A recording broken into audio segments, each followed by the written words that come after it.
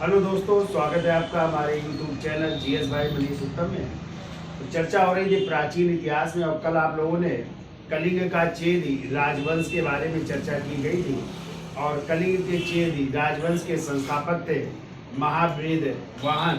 लेकिन इस वंश का जो प्रतापी शासक था उसका नाम था खारवेल। और खारवेल के विषय में हमने जानकारी बताई थी कि हाथी गुम्फा अभिलेख से प्राप्त होती है। और हाथी गुम्फा अभिलेख कहाँ पे है? खंडगिरी और उदयगिरी गुफाओं में। गुफा संख्या किसमें है? 14 में है। ठीक है। और इसके लेखक जो है अज्ञात हैं, जबकि इसकी लिपि क्या थी? ब्राह्मी लिपि। और भाषा क्या थी? प्राकृत भाषा। कितनी इसमें पंक्तियां हैं? 17। कितनी पंक्तियां? 17 पंक्तियां। और कितने वर्षों का उल्लेख है? 13 वर्षों का उल्लेख है। ठीक है। इसको पढ़ने का असफल प्रयास किया था जेम्स प्रिंसेप ने, फिर अलेक्जेंडर कनिंघम ने, और फिर भगवान किसने? भगवान पूरा नाम क्या था? भगवान लाल। उन्होंने जो है इसको सफलतापूर्वक पढ़ने का प्रयास किया या पढ़ा था। ठीक है। तो इसमें जो है खारवेल के प्रत्येक वर्ष की कहानी का उल्लेख मिलता है। और जो खारवेल थे उन्होंने 15 वर्ष की उम्र में कौन सी उपाधि धारण की थी? युवराज, यानी युवराज बना था, सॉरी। और 24वें वर्ष उसने अपना राज्याभिषेक कराया था। और इसी हाथी गुम्फा अभिलेख में हमने बताया था ये पहला इतिहास का शासक है जिसने महाराज की उपाधि धारण की थी। और इसी में जो है भारत वर्ष का भी उल्लेख मिलता है, यानी सर्वप्रथम भारत वर्ष का उल्लेख मिलता है। इसी में जो 5वीं पंक्ति है उसी में, या 5वें वर्ष उसने किसका? कलिंग में तनसुली नहर, जिसका निर्माण जो है महापद में नंद ने करवाया था। वहां पे जल के लिए एक नहर का निर्माण करवाया सिंचाई के लिए। तो ये सब जानकारी प्राप्त होती। उसने चोल चेर पांड राजाओं को पराजित किया, और पांड राजाओं के यार गधों से हल भी चलवाया था। तो ये सब जो है जानकारियां प्राप्त होती है। जैन भिक्षुओं को उसने क्या दिया था? ग्राम दान या भूमि दान देने का भी उल्लेख मिलता है। ठीक है। तो कल ये टॉपिक हो गया था। आज एक नया टॉपिक है, और वो छोटे छोटे राजवंश से हम चर्चा कर लेते हैं। तो कौन सा अगला राजवंश है? तो वो है इक्ष्वाकु वंश। और इस इक्ष्वाकु वंश के संस्थापक लिखिए, संस्थापक हैं श्री शांतमूल। श्री शांत मूल इस वंश के संस्थापक है। और इन्होंने भी अश्वमेध यज्ञ और वाजपेयी यज्ञ किया था। तो लिख लीजिएगा, अश्वमेध यज्ञ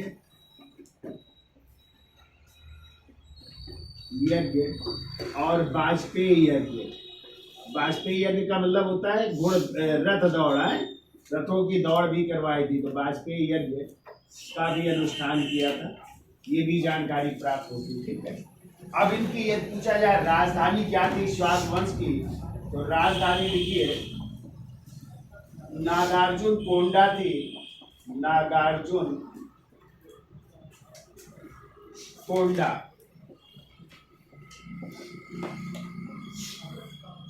या इसी का दूसरा नाम है विजयपुरी। ठीक है। तो विजयपुरी इनकी राजधानी थी। और ये जो नागार्जुन कोंडा था ये कृष्णा एवं गुंटूर क्षेत्र में स्थित था। लिख लो, कृष्णा नदी, कृष्णा एवं गुंटूर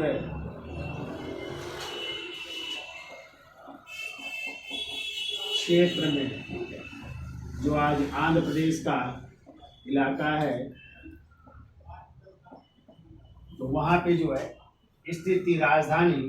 अब यदि इनकी राजभाषा की चर्चा की जाए तो ध्यान रखिएगा, इनकी राजभाषा संस्कृत थी। राजभाषा संस्कृत थी। इस राजवंश की राजभाषा संस्कृत हुआ करती थी। अब देखो, पुराणों एवं महाभारत में इन्हें, अगला पॉइंट लिखिए, पुराणों एवं महाभारत में इन्हें इन्हें पर्वतीय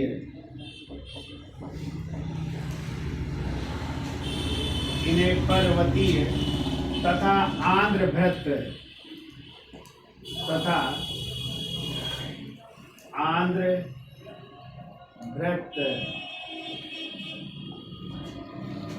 कहा गया है। ठीक है, कहा गया है। क्यों कहा गया? कहते हैं कि ये जो है 7 वाहनों के सामंत थे, क्योंकि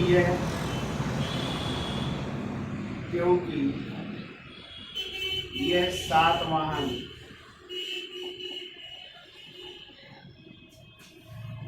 या 7 वाहनों के सामंत थे, इसलिए इन्हें आंध्रभृत के नाम से जाना जाता है। ठीक है, अब देखिए इनके विशेषताएं क्या थी, तो विशेष में लिखिए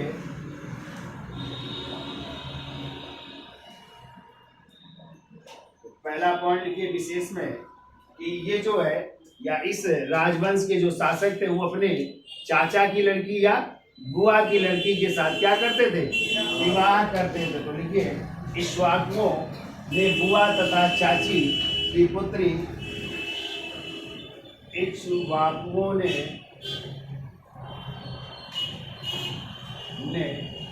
बुआ एवं चाची की पुत्री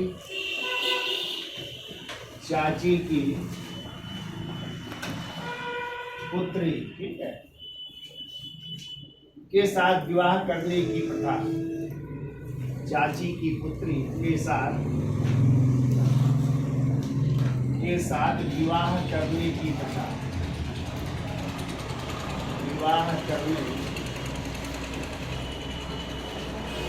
प्रथा, ठीक है।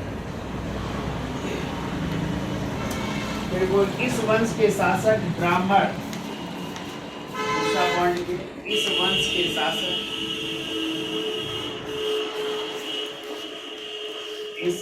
के शासक ब्राह्मण वंश के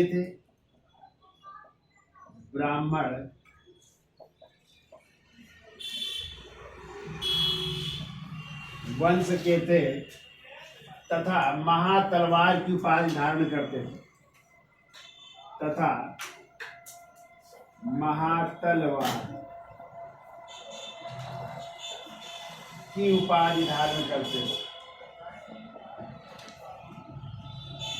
महातलवार की उपाधि धारण करते।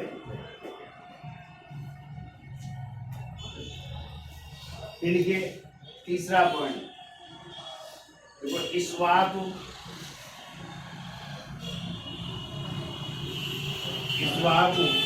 शासक ब्राह्मण धर्म के अनुयायी थे,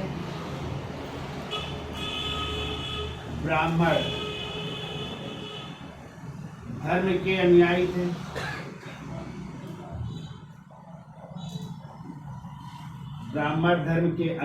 थे।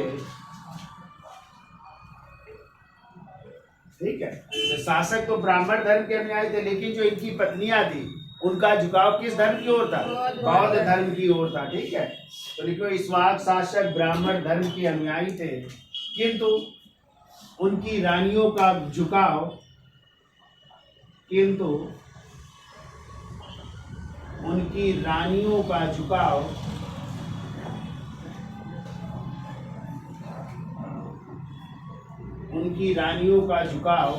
बौद्ध धर्म की ओर था, यानी बौद्ध धर्म को मानती थी। बौद्ध धर्म की ओर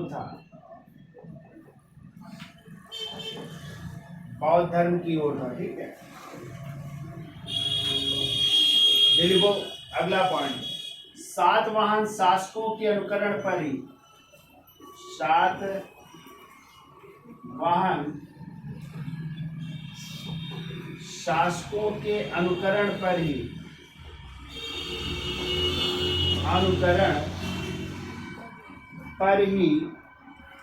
इक्ष्वाकु राजाओं ने भी शीशे के सिक्के चलाए थे। यानी जैसे 7 वाहनों ने चलाए थे, वैसे इन लोगों ने भी शीशों के सिक्के चलाए थे, चूंकि ये भी लोग सातवाहनों के क्या थे, सामंत थे, उन्होंने भी शीशे के सिक्के चलाए थे। अनुकरण पर ही इक्ष्वाकुओं ने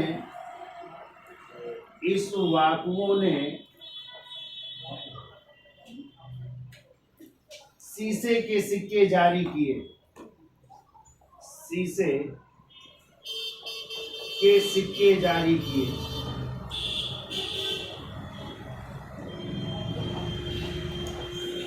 शीशे के सिक्के जारी किए। ठीक है, अगला पॉइंट लिखो। देखो, कुल 4 इक्ष्वाकु शासकों ने, कुल 4 इक्ष्वाकु शासकों ने 100 वर्षों तक शासन किया, 100 वर्षों तक शासन किया, एवं उनका शासन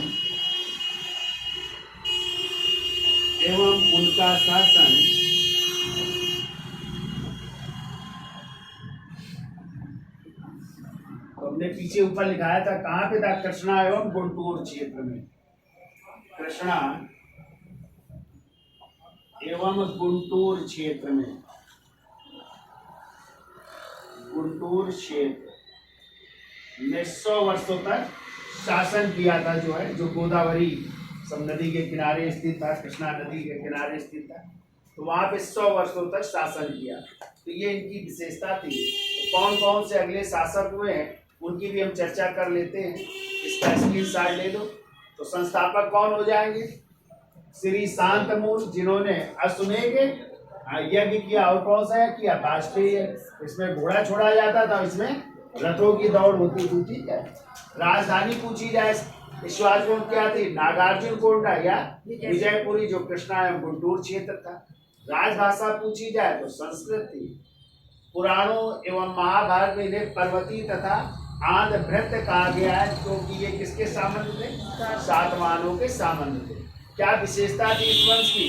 तो इन्होंने जो है, इस वंश के राजाओं ने अपनी बुआ एवं चाची की पुत्री के साथ क्या करते थे? विवाह करते थे। ये प्रथा प्रचलित थी।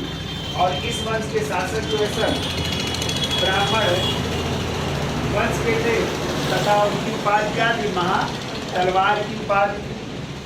इक्ष्वाक शासक जो है ब्राह्मण धर्म के अनुयायी भी थे, लेकिन उनकी रानियों का झुकाव किस धर्म की ओर था? बौद्ध धर्म की ओर था।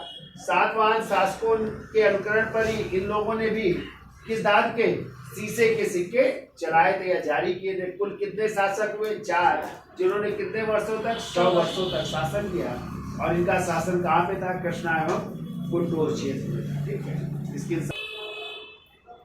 तो इसका तो चलिए आगे अगला पॉइंट लिखिए। देखिए, इतिहासकार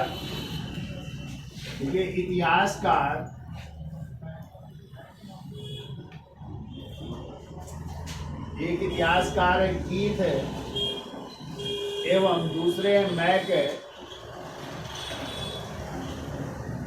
डोनेल है, मैकडोनेल, इन दोनों के नाम लिखिए। इतिहासकार कीथ एवं मैकडोनेल ने इक्ष्वाकुओं को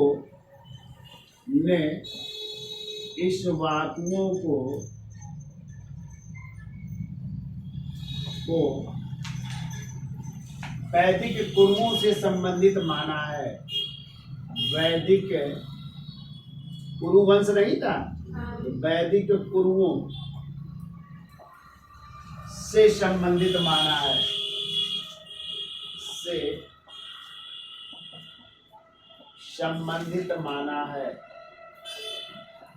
कहते हैं जो वैदिक काल में कुरु राजवंश था उसी से इक्ष्वाक संबंधित है। और जो इक्ष्वाक शासक है वो जो है अपने को जो है अयोध्या का पूर्वज कहते थे, या स्वयं को जो है अयोध्या का क्या कहते थे? पूर्वज। यानी अयोध्या के जो लोग थे वो पूर्व इक्ष्वाक वंशी साम्राज्य था ना, अयोध्या में भी थे। हमें लगता है राम जी भी इसी वंश से संबंधित थे, तो इन्होंने भी अयोध्या को क्या माना? अपना पूर्वज माना है। तो लिखिए, इक्ष्वाक शासक स्वयं को, अगला पॉइंट, इस वाकुशासक स्वयं को अयोध्या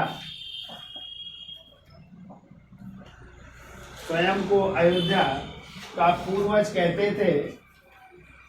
अयोध्या का पूर्वज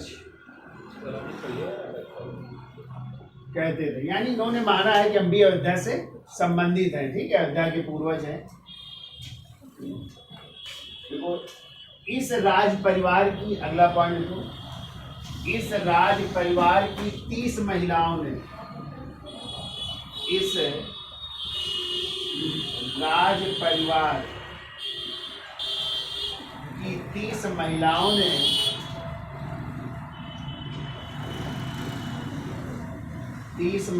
ने श्री शांतमूल, जो संस्थापक थे, श्री शांतमूल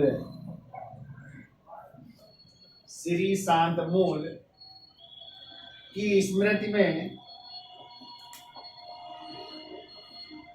स्मृति में छाया स्तंभों का निर्माण, छाया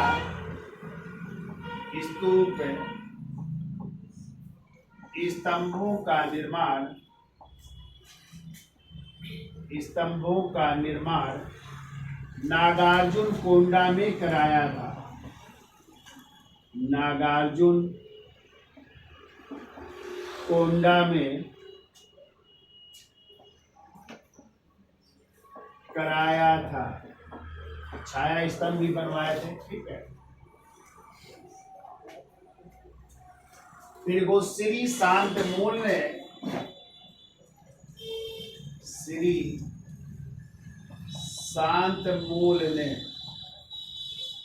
2 प्रकार के सिक्के चलाए थे।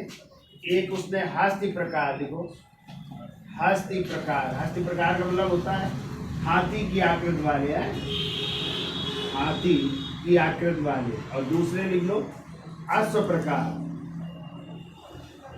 प्रकार यानी घोड़े की आकृति वाले। अश्व प्रकार यानी घोड़े की आकृति वाले,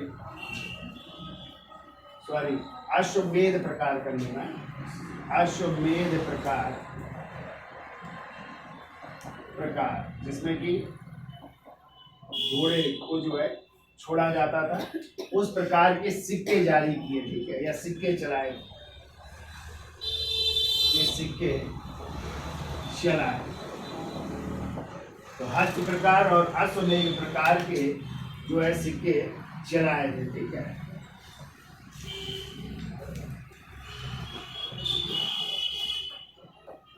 और इन सिक्कों जो है, इन सिक्कों पर लिख लो, इन सिक्कों पर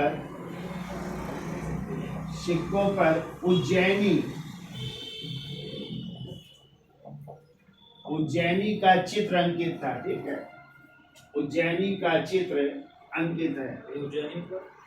उज्जैन का मतलब जो है अवंत की राजधानी नहीं थी उज्जैनी, तो उसका चित्र भी अंकित है इसमें। उज्जैनी का चित्र अंकित है, यानी यहाँ तक भी उनका आगमन हुआ होगा, इसलिए जो है उज्जैन का भी चित्र अंकित मिलता है। ठीक है,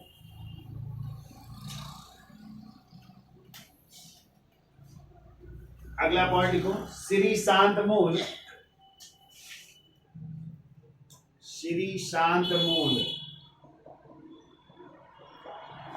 ब्राह्मण धर्म का अनुयायी था। ब्राह्मण धर्म का अनुयायी, ब्राह्मण धर्म का अनुयायी था तथा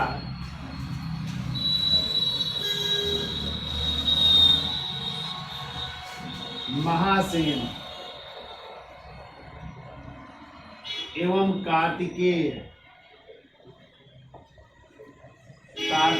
का उपासक था।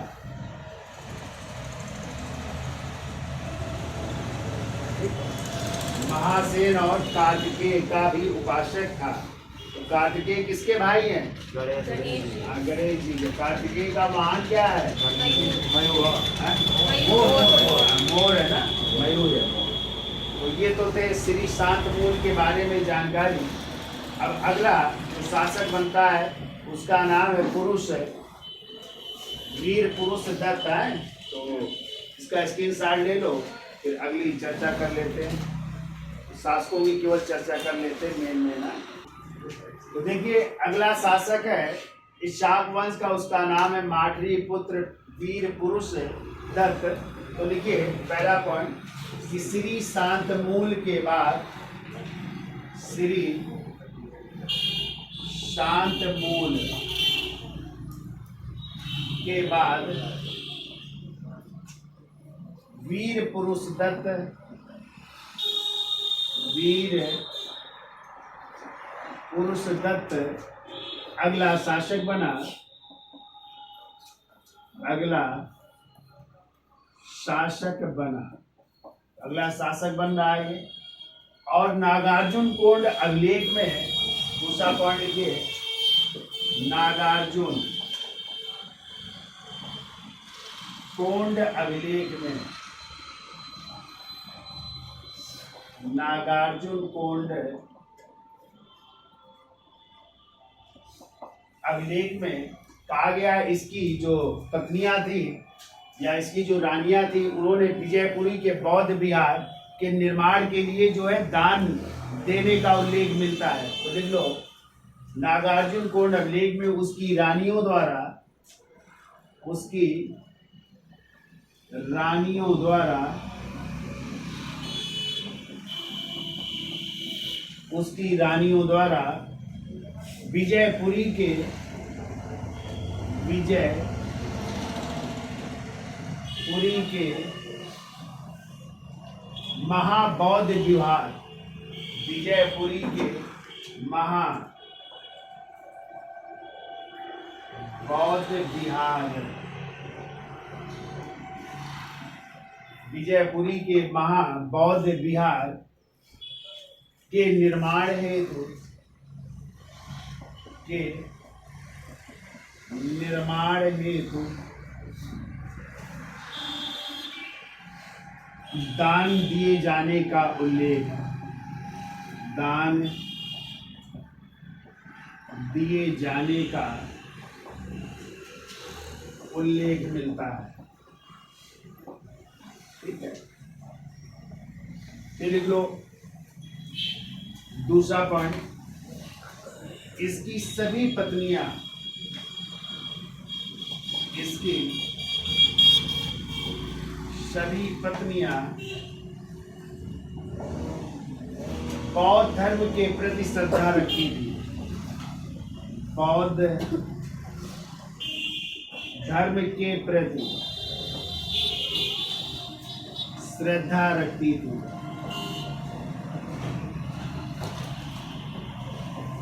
बौद्ध धर्म के प्रति श्रद्धा रखती थी। ठीक है, देखो इसने उज्जैन की एक रानी, यानी श्री शांतमूल ने उज्जैन को जीता था, तभी उसके सिक्कों में उज्जैनी शब्द भी अंकित है। देखो इसकी एक रानी,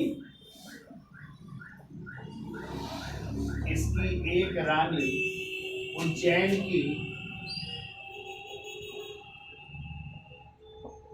उज्जैन की, उनका नाम लिख लीजिए, उज्जैन की राजकुमारी रुद्रधर भट्टारिका, उज्जैन की राजकुमारी रुद्रधर भट्टारिका थी, रुद्रधर भट्टारिका थी। ठीक है, लोग इसने भी हस्त प्रकार के सिक्के चलाए थे, हस्त प्रकार के सिक्के यानी हाथी की आकृति के सिक्के, हस्त यानी हाथी की आकृति के सिक्के, ये सिक्के चढ़ाए।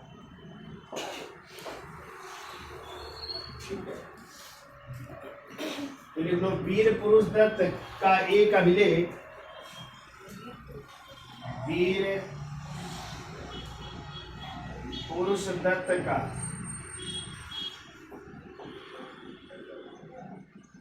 एक अभिलेख श्रीलंका, और श्रीलंका को ताम्रपर्ण भी कहते थे। श्रीलंका या ताम्रपर्ण स्थावीर बौद्धों के लिए, स्थावीर बौद्धों के लिए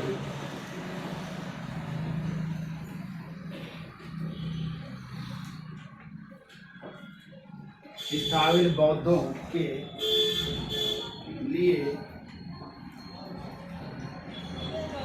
एक चैत्य गृह का निर्माण करवाया था। एक के लिए श्री पर्वत में, के लिए श्री पर्वत में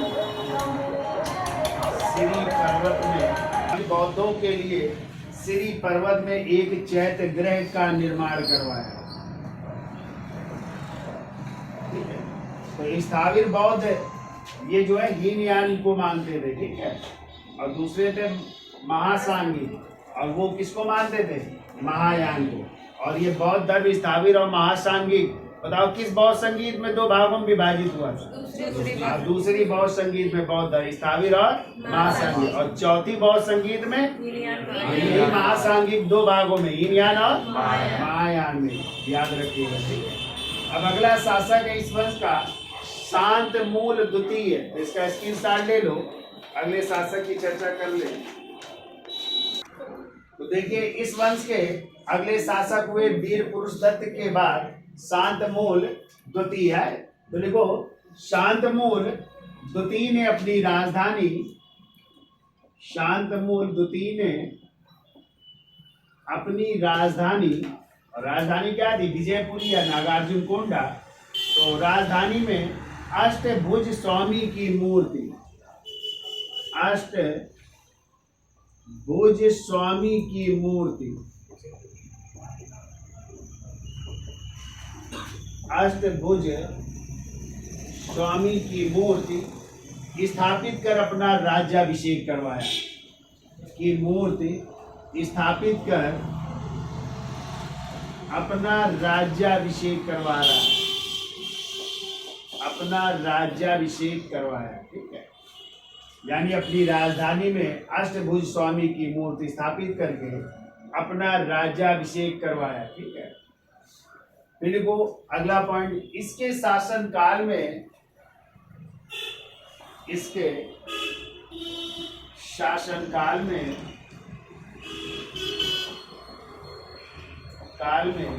प्राकृत भाषा के स्थान पर, प्राकृत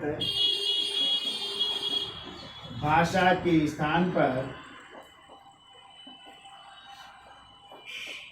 संस्कृत का प्रयोग प्रारंभ हुआ, यानी संस्कृत भाषा का, और संस्कृत राजभाषा भी बनती है, संस्कृत भाषा का प्रयोग प्रारंभ हुआ,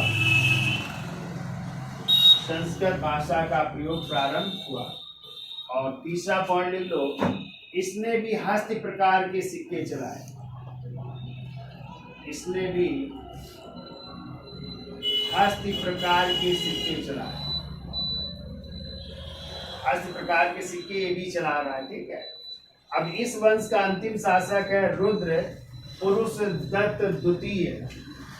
हेडिंग डाल लीजिए, रुद्र पुरुष दत्त द्वितीय, रुद्र पुरुष दत्त द्वितीय। तो देखिए यह अंतिम, देखो यह इस वंश का, यह इस वंश का अंतिम ज्ञात शासक है, अंतिम ज्ञात शासक है, जिसके बारे में जानकारी मिलती है। ठीक है, इसके राजकाल के चौथे वर्ष में, दूसरा पॉइंट को, राजकाल के चौथे वर्ष राज्यकाल के चौथे वर्ष के गुर्जला अभिलेख, गुर्जला अभिलेख, राजकाल के चौथे वर्ष के गुर्जला अभिलेख में हलमपुर स्वामी को, हलमपुर स्वामी, हलमपुर स्वामी को भूमिदान देने का उल्लेख है। भूमिदान देने का उल्लेख, भूमिदान दिया था, इसकी जानकारी मिलती है। ठीक है, फिर देखो 11वें वर्ष के, तीसरा पॉइंट को, राज्यकाल के 11वें वर्ष के, 11वें वर्ष के नागार्जुन कोंडा अभिलेख में, नागार्जुन कोंडा अभिलेख में, नागार्जुन कोंडा अभिलेख में सौतेली माँ, सौतेली माँ, उनका नाम है वरम भट्टा, वरम भट्टा। तो सौतेली माँ वरम भट्टा की स्मृति में एक स्तंभ का उल्लेख मिलता है। ठीक है, वरम भट्टा की स्मृति में, स्मृति में एक स्तंभ, स्मृति में निर्मित, ऐसा नहीं, स्मृति में निर्मित एक स्तंभ का उल्लेख है, एक स्तंभ का उल्लेख है कि उसने अपनी सौतेली माँ वरम भट्टा की स्मृति में एक स्तंभ का निर्माण करवाया था। इसकी जानकारी मिलती है नागार्जुन कोंडा अभिलेख से। तो दो ये इसके अभिलेख हैं, गुर्जरा अभिलेख और नागार्जुन कोंडा अभिलेख। एक है चौथे वर्ष का और एक है 11वें वर्ष का। तो ये जो है इस शाक वंश के 4 राजाओं का उल्लेख है। तो आप लोग संस्थापक याद रखिएगा, शांतनु है, और कहाँ के इनका स्थान था, कहाँ पे शासन करते थे। तो हमने आपको बताया कहाँ पे राजधानी थी पहले, तो नागार्जुन कोंडा या विजयपुर, जो कहाँ का इलाका था, कृष्णा और गुंटूर का इलाका था। तो पहले इनकी भाषा क्या थी, प्राकृत, लेकिन राजभाषा यदि पूछी जाए तो क्या थी, संस्कृत हो गई थी। फिर हमने कुछ विशेषताएं बताई थी, वो याद रखिएगा कि अपनी जो है बुआ और चाची की लड़की के साथ क्या करते थे, शादी करते थे। और इस वंश के शासक जो है वो किस धर्म को माने, ब्राह्मण धर्म, लेकिन जो है उनकी पत्नियां बौद्ध धर्म को मानती थी। इतना याद रखिए, ये शासक हुए 4। तो ये था इक्ष्वाकु वंश। अब एक छोटा सा है आभीर वंश की भी चर्चा कर लेते हैं। केवल संस्थापक याद रखना है, ईश्वर सेन संस्थापक थे। तो आभीर वंश लिख लीजिए। तो देखिए अगला राजवंश है वो है आभीर वंश। और आभीर वंश के जो संस्थापक हैं उनका नाम है ईश्वर सेन और इनका टाइम है 248-49 ईस्वी में इन्होंने इस वंश की स्थापना की थी। और इन्होंने कहाँ से शासन किया, तो केंद्र यदि पूछा जाए तो केंद्र हो जाएगा नासिक, यानी नासिक में शासन किया। और इनका शासन काल कब तक चला, कहते हैं 4वीं शताब्दी ईस्वी तक जो है आभीर वंश का शासन रहा। तो ईश्वर सेन का एक गुहा लेख प्राप्त हुआ है, जो कहाँ से प्राप्त हुआ है, नासिक से ये गुहा लेख प्राप्त हुआ है। और इससे जानकारी मिलती है कि इसने जलीय इंजन वाले, लिख लो, जलीय इंजन वाले, जलीय इंजन वाले, जलीय इंजन बनाने वाले, ऐसा जलीय इंजन बनाने वाले श्रमिकों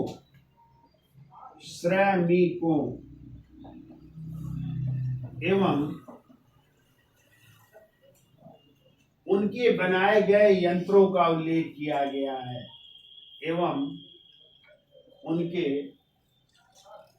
बनाए गए यंत्रों, उनके बनाए गए यंत्रों का उल्लेख, यंत्रों का उल्लेख है इसमें, यानी जली इंजन बनाने वाले श्रमिकों और उनके द्वारा बनाए गए यंत्रों का उल्लेख मिलता है। ठीक है, फिर अगला पॉइंट को, आभीर विदेशी थे, आभीर विदेशी थे, इसकी जानकारी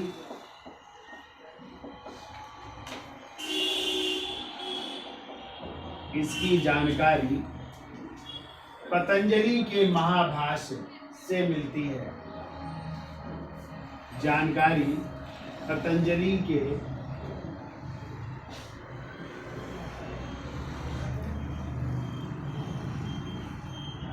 या इनका उल्लेख महाभाष्य में, इनका उल्लेख आता है। ठीक है, ऐसा लिखो, इसकी जानकारी महाभाष्य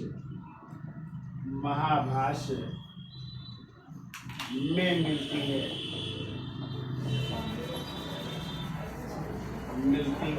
तो इन्हीं शासक का केवल उल्लेख है, ईश्वर सेन का और ज्यादा जानकारी नहीं प्राप्त होती है। ठीक है, नासिक से शासन किया 4वीं शताब्दी ईस्वी में, और इनका एक गुहा लेख है, नासिक गुहा लेख, जिसमें जली इंजन बनाने वाले श्रमिकों और उनके द्वारा बनाए गए यंत्रों का उल्लेख। कहते हैं आभीर विदेशी की इसकी जानकारी महाभाष्य से मिलती है, ये जानकारी प्राप्त होती है। ठीक है, फिर इस वंश में अगले शासक को नहीं मिलते हैं, कुछ और राजवंश है, उनको चलिए चाहे तो लिख लो, चाटु सातकर्णी वंश एक और वंश आया चलता है, तो लिख लो चाटु सातकर्णी वंश, केवल संस्थापक लिख लीजिए, चाटु सातकर्णी वंश भी एक आया था, एक लाइन में लिख लो इसमें। देखो, महाराष्ट्र के कुंतल में इस वंश का शासन था, महाराष्ट्र के कुंतल में इस वंश का शासन, इस वंश का शासन था। एक तो ये वंश आया, फिर एक आया बृहद फलायन वंश, एक और वंश लिख लो, बृहद फलायन वंश।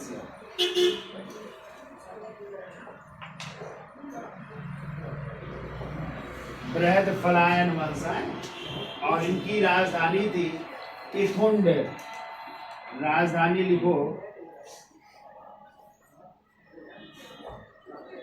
पीथुंड,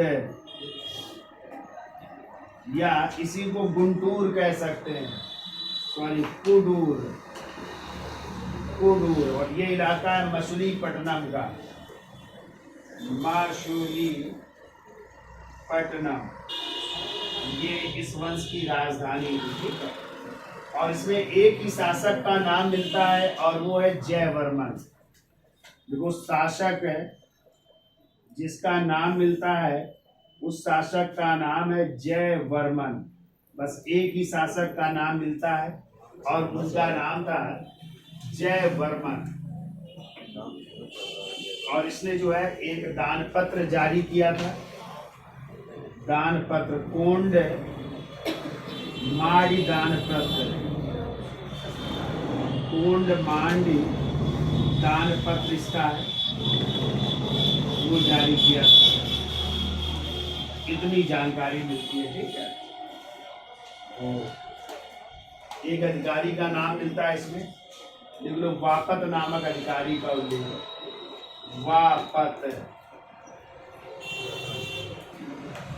नामक अधिकारी का उल्लेख, वापत नामक अधिकारी का उल्लेख है इस कोंडमाड़ी दान पत्र में। ठीक है,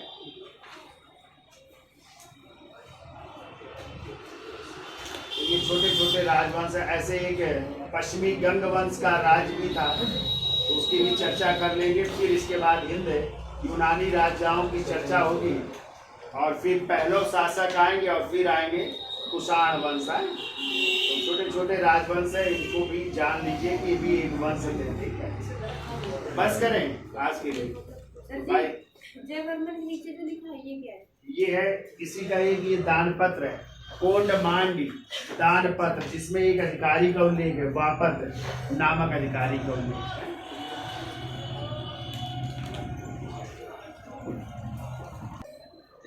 तो ये राजवंश थे। आभीर वंश हो गया, आप लोगों ने पढ़ा।